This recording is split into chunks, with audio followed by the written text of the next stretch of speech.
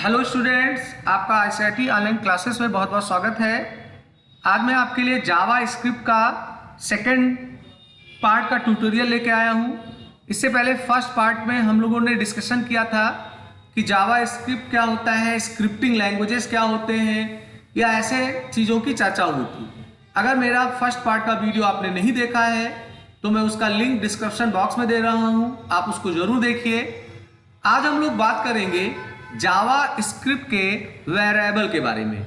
अगर आपने किसी भी प्रोग्रामिंग लैंग्वेज में काम किया होगा तो वेरिएबल हर प्रोग्रामिंग लैंग्वेज में यूज होते हैं। तो होता क्या है कि जब हम कोई प्रोग्राम बना रहे होते हैं तो जिन वैल्यूओं के ऊपर हम कोई परफॉर्मेंस, कोई टास्क या कोई कैलकुलेशन करना चाहेंगे तो उसके आइडेंटिफिकेशन के लिए हमें एक नाम लेना होता है।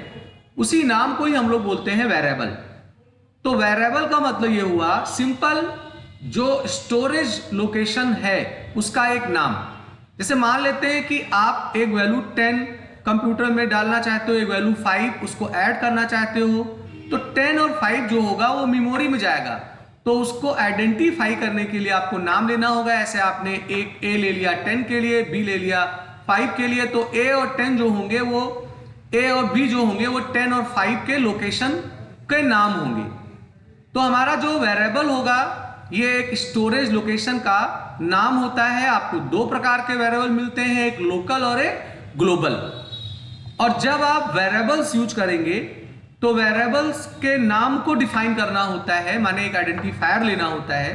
तो उसके कुछ रूल्स भी हैं। रूल ये है कि आप जब भी जावा स्क्रिप्ट में कोई वेरिएबल यूज करेंगे तो आप ए से लेके जेड तक अल्फाबेट का यूज करेंगे, और वो अल्फाबेट स्मॉल भी हो सकता है, कैपिटल स्मॉल कैपिटल की मीनिंग अलग होगी। और आपको केवल दो प्रतीक सिंबल मिलेंगे जिन्हें आप आइडेंटिफायर में यूज कर सकते हो, अंडरस्कोर और डॉलर का निशान।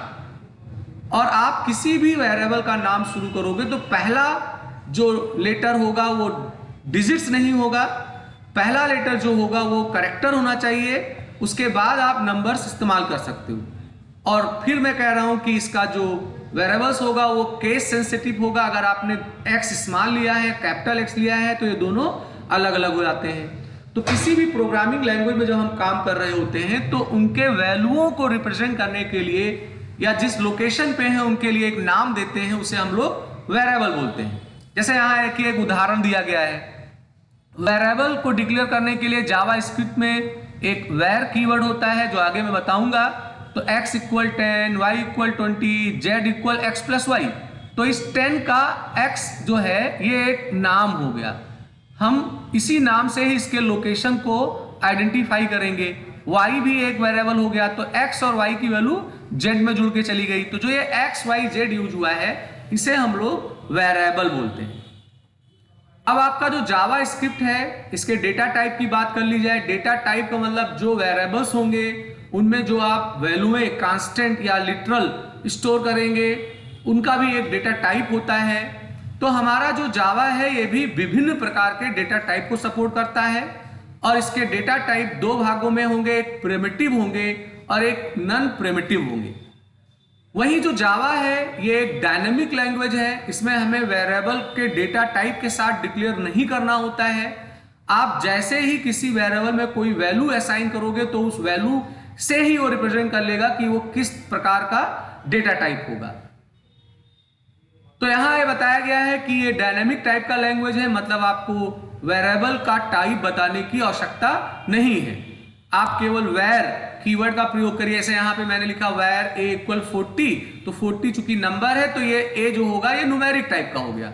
बी इक्वल राहुल, ये डबल कोटे में बंद है, स्ट्रिंग हो गया, तो बी स्ट्रिंग टाइप का वेरिएबल हो गया। तो हमें यहाँ वेरिएबल के डेटा टाइप को बताने की जरूरत नहीं होती है। प्रिमिटिव डेटा टाइप में आपको स्ट्रिंग, नंबर, बुलियन, अनडिफाइंड, नल ये डेटा टाइप मिलेंगे।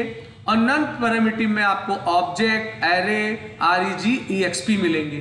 तो ये हमारे डेटा टाइप के दो प्रकार हैं। अब बात करते हैं जावा स्क्रिप्ट के ऑपरेटर्स के बारे में।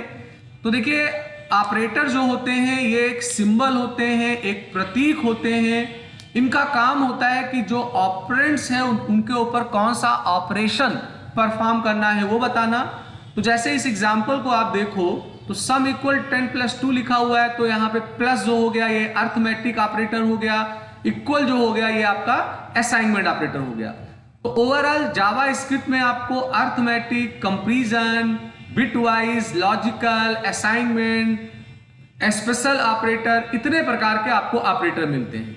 तो अगर अर्थमेटिक की बात करी जाए तो इसमें addition, subtraction, multiplication, division, modulus, increment और डिक्रीमेंट, ये आपके ऑपरेटर मिलते हैं जो अर्थमेटिक होते हैं।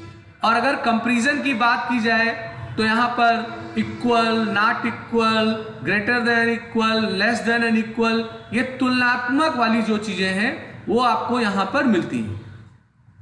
वही बिटवाइज ऑपरेटर है, तो अगर आप कोई परफॉर्म कर रहे हैं बिटवाइज ऑपरेशंस तो यहाँ पे ये बिटवाइज ऑपरेटर का प्रयोग करना होगा। ये लॉजिकल है, एंड और नॉट ऑपरेटर हो जाते हैं। ये असाइनमेंट ऑपरेटर है, इनका हम लोग आगे प्रोग्राम में यूज करने वाले हैं। कुछ स्पेशल ऑपरेटर भी हैं जैसे टर्नरी ऑपरेटर है, कामा है, डिलीट, इन, तो इन्हें भी हम लोग आगे बारी बारी सीखेंगे। तो ये हमारे जावा स्क्रिप्ट के ऑपरेटर्स हो आते हैं। तो आज के वीडियो में हमने सीखा कि वेरिएबल क्या होता है, डेटा टाइप का क्या रोल है। वेरिएबल के लिए मैंने डेटा टाइप को बताया कि अनिवार्य नहीं है, आपको प्रिमिटिव और नॉन प्रिमिटिव डेटा टाइप के बारे में बताया गया। फिर उसके बाद में जो ये ऑपरेटर सपोर्ट करता है उसके बारे में बताया गया। ये हमारा आज का वीडियो था। मैं जो नेक्स्ट वीडियो आपको दूंगा वो टोटल प्रैक्टिकल होगा, उसमें आपको बताया जाएगा कि जावा स्क्रिप्ट को कैसे हम लोग HTML के साथ प्रयोग में लाएं। तो मैं उम्मीद करता हूं कि आज का वीडियो आपको पसंद आया होगा। पसंद आया हो तो आप जरूर लाइक करिए, शेयर करिए, सब्सक्राइब बटन पे क्लिक करके बेल आइकन को जरूर लीजिए, जिससे मैं कोई नया वीडियो बनाऊं तो उसका अलर्ट आपको तुरंत मिल जाया करे। तो आज का मैं वीडियो समाप्त कर रहा हूं। आपका दिन शुभ हो।